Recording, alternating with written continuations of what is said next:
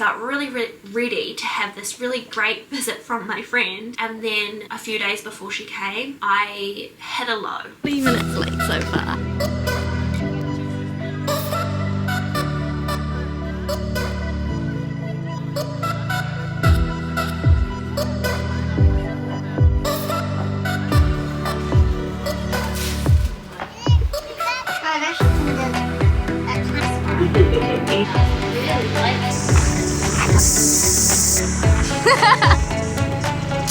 Cheers!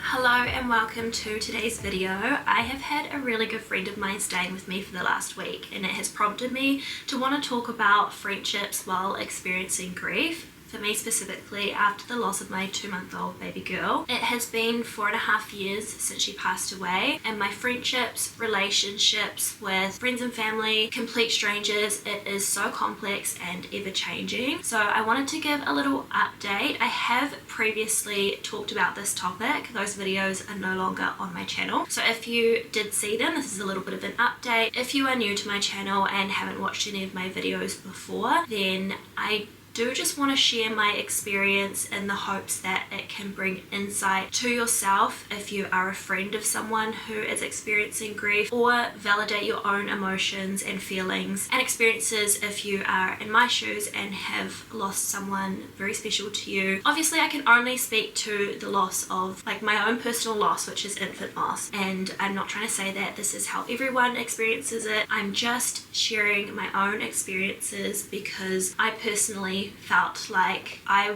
was the only one feeling the way that I felt, and that is not true. You guys have also shared with me that these are feelings and thoughts that you also have, and I found it really hard to find those people. So if you are new to my channel, my oldest baby, her name is Lovlies, she passed away from SIDS when she was 2 months old, and I have shared in a lot of detail what that experience was like. Again, that video is not on my channel anymore. I've experienced a lot in the last 4.5 years, and I now feel the need to protect the sensitivity of really how in depth I went in those early videos. I am not the type of person to have lots of friends. I'm friendly with everyone, but I have a very small circle of really good friends, really quality friends, and every single one of them tried to show up for me after Noah passed away in the way that they knew best. My really good friend, she made such a huge effort, and I really specifically want to talk about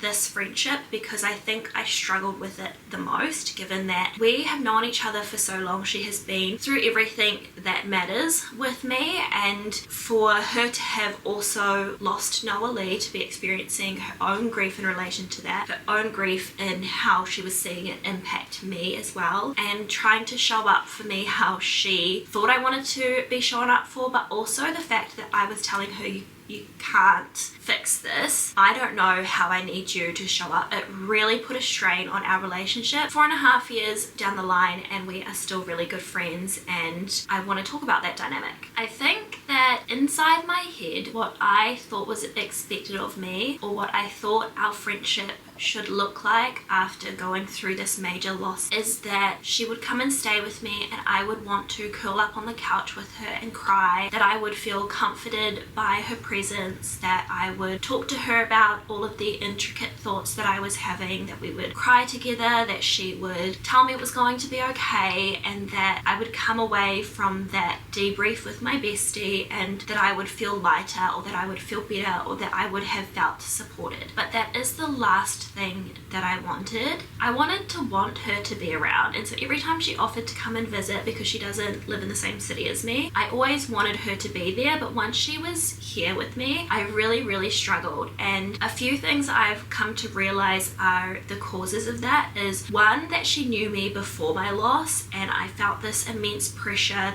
to either be that person that she used to know, or to make it really clear that I wasn't that person again, that my grief would be so visible that she would know that I was not that person anymore. And so if I ever had moments of seeming normal, I was really scared that she was going to go, oh, okay, we're getting that old Judea back, and she's never coming back. I will always be a different version of me now. Yeah, I just felt a lot of pressure about the version of me that she was seeing. I also just go into hostess mode and want to make them feel comfortable, and by them I mean like any visitor. I wanted to make her feel comfortable, I wanted to make her feel appreciated, and then I would get angry at feeling like I needed to be the hostess, at feeling like I needed to make other people feel comfortable, because I mean they weren't forcing me to make me feel that way, but I'm just saying that that's the type of person that I am, and I couldn't not do it. And then I was angry that I was giving headspace and emotional space towards that when I really didn't have any space to do that. I also really struggled with the high energy moments, and she's just naturally a really happy, high energy type of person, and I have other people in my life like this too who try to lift my spirits, and again I would feel really uncomfortable about having those feelings when I have just lost my daughter. And even 4.5 years down the line, I've just lost my daughter. That is something that I have always struggled with, is the high energy and the positive emotions and positive experiences outside of my 2 other children that I have now. I've really struggled to accept that I'm capable of those things. That has slightly changed as more time has passed, but definitely for a long time, and still to some degree, it is something that I struggle with. Some things I really appreciated, both from really good friends and from people that I was just friendly with, is messages thinking of Noah Lee when they thought of us, remembering Noah, remembering memories of her, commenting on the thoughts and the feelings that I was sharing about Noah Lee just to validate them. Some big gestures was when people dropped off food but didn't expect to stay and chat. That was really helpful, because grief is very exhausting. Your mind is so constantly caught up in something else that taking care of the simple things like the home and like meals and just self-maintenance, like it is really difficult even now. It's just something that I really prioritize, is trying to be in a routine, because it helps me get through when my mind is so distracted and just constantly busy. Now, 4.5 years later, I do understand the analogy of grief coming in waves. However, I don't feel like it's you're standing safely on the shore where you don't expect to be hit by a wave, and then all of a sudden every now and then you get hit by a tsunami. I don't feel like that. I more feel like I am in the ocean 24/7 treading water. I'm constantly putting energy into staying above the water. The waves are inevitable. They are going to come, sometimes big ones, sometimes little ones, but I always expect to get hit by a wave, and I am always putting effort into keeping my head above water. That is what it feels like for me, and that is, okay, this is kind of like a random comment, but that is why I'm so routine in my life, because it helps me to get through when I am hit by those inevitable waves. Moving back to the friendship stuff. Having my friend visit this week is probably the first time that I have genuinely enjoyed having her here since my daughter passed away, as opposed to wanting to want her here, but coming away from the visit feeling like it actually just made things harder for me. And I hate that that is the way that I felt, but that is just the reality of it. I do feel like my recent changes to my marriage have really impacted that. When I had my oldest daughter, Noah Lee, I was quite content to be lost in motherhood. I felt like my entire life's purpose was to be a good wife and a good mother, and I was really happy to be successful in both of those roles. When Noah Lee passed away and I had my son Echo, I realized that to be a good mother, I also had to take care of myself, but I found that really difficult, and I had my husband who helped pick up the slack there. So when I had Echo, I did start to put more effort into taking care of myself, but I still felt kind of opposed or guilty of wanting to do that, because it's hard to really value anything other than my children after losing Noah Lee. I know that that might be a difficult statement to hear or to understand, but I don't really have time in this vlog to dive too deep into that. When I had my third baby, another baby girl, I was a single mom, and I have really realized that taking care of myself to the best of my ability is how I'm going to be the best mum to the best of my ability. So there is still an element of guilt, but I really understand that whenever I pour into my own cup, I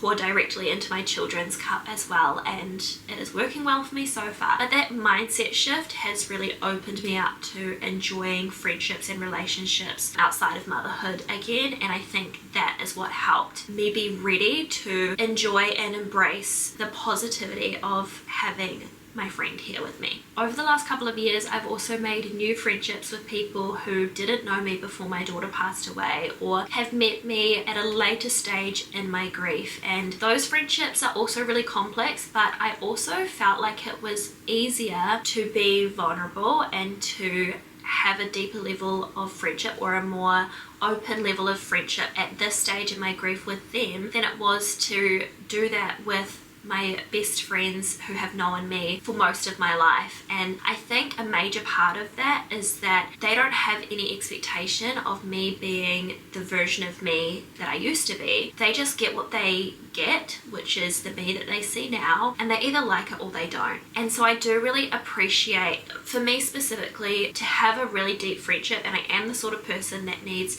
quality friendship. I don't invest my time in just like having loads of friends. But for me to make friends, I really need to feel accepted in my grief and for Noah Lee to be acknowledged. And I was really fortunate to have friendships like that over the last couple of years that have developed recently. The people who really are of value, they will stay, and I don't need to mourn any of the friendships that have fallen off, because they obviously served their purpose at a time, and the people who really care will stay. And it does go both ways, and I feel like I'm a difficult friend to have because of how temperamental I am. I'm going to describe it as temperamental just because one moment I'm good, one moment I'm not. Even as I was saying, like recently, with the focus of taking care of myself and just really, I guess, being more of a vibrant individual and not just a mother in grief, I felt really ready to have this really great visit from my friend. And then a few days before she came, I hit a low.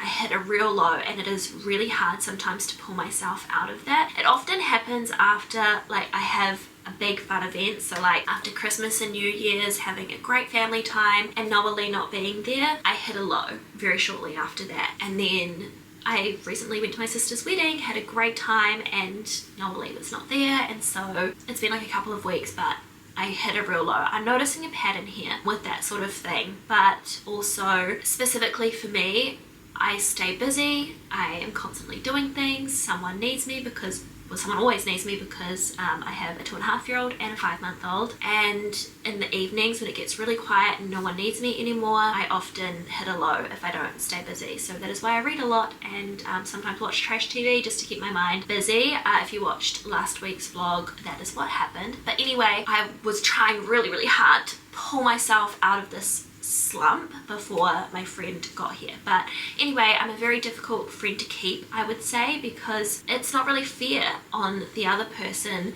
to have to be dealing with all of this going on for me, and I really understand that, and I try my hardest not to be around other people when I'm like that, when I feel like I'm going to be a burden. I don't want to negatively impact other people with my own experience. And so the people that are okay with that and that don't mind the long stretches of silence, who don't mind not getting instant replies, who don't mind you cancelling at the last minute, who don't mind you ending up in tears partway through your hangout or getting really anxious at social events, like the people who don't mind will stay. And I'm actually like really grateful and really surprised that, I don't know if she wants me to say who she is because she's actually quite a private person. It's time for me to feed my baby.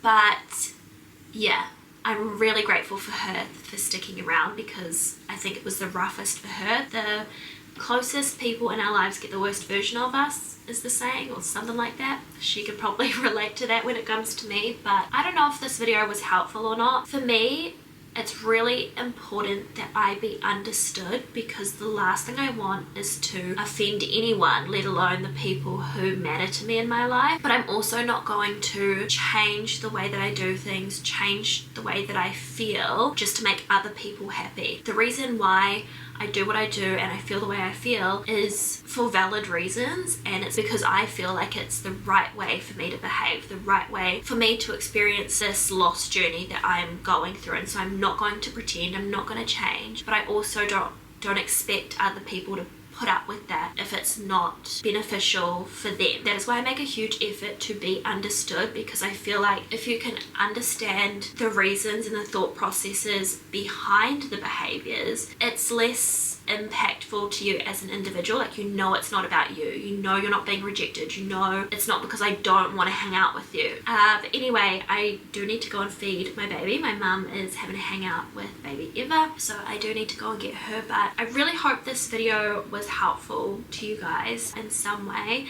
Like I said, if you are the friend and you're feeling some type of way about someone really important to you and just really don't know how to help, not everyone's going to think the way that I think, but it might give you some insight to your own relationships. And if you are me and you do have similar reactions or are feeling a similar way to me during your own grief journey, I hate calling it that. It's just life, a really shitty hand that has been dealt in this life. And anyway, wrapping it up, I hope you guys enjoyed it. I will see you guys next time.